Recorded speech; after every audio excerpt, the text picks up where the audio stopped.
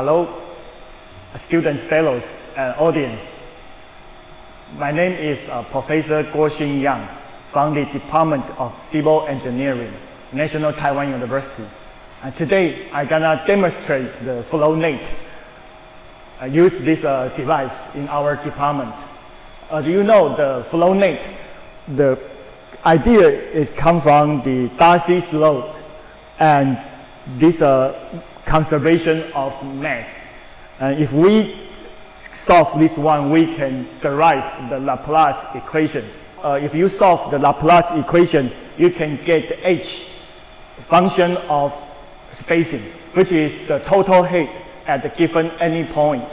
And once you know the total height, you can get the hydraulic gradient I, seepage velocity based on Darcy's law, and discharge Q. At early time, there is no computer software, so we cannot solve Laplace equations. Instead of solving these equations, engineering typically construct the FlowNet. You can see this FlowNet, which is we're gonna showing today. The FlowNet consists of the flow lines and the equipotential lines.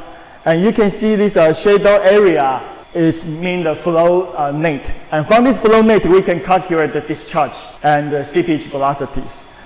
The engineering applications for flow net is to understand if we have any structures. For example, in here, this is the sheet pipe wall comfort dam. Not only for the sheet pipe wall comfort dam, but also for the reservoir, the river bank, the deep excavation.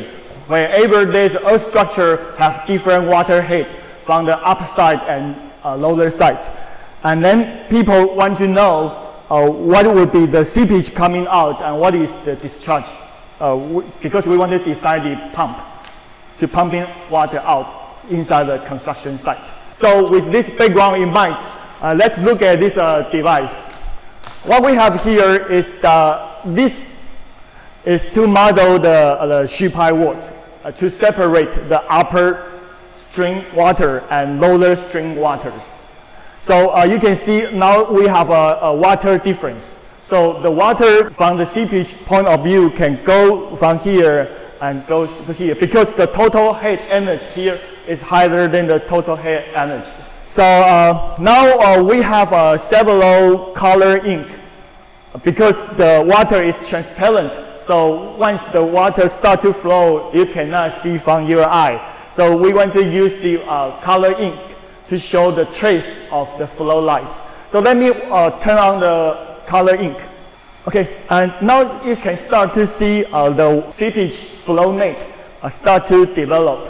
While we are waiting, you can guess which flow line will flow fast and which one will be the most slowed. The answer would be this one flow line will flow fast, and this one would be the slowest.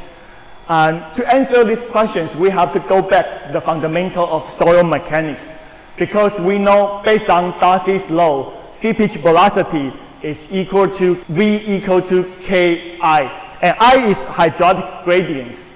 Since K is constant for this test setting, and I is equal to head loss divided by seepage path.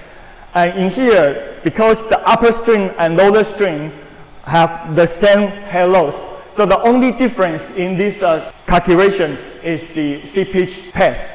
And for this flow line have the shortest seepage path, therefore they have the largest seepage velocity. On the other hand, this one, since the flow line is the longest, so have the lowest seepage velocities.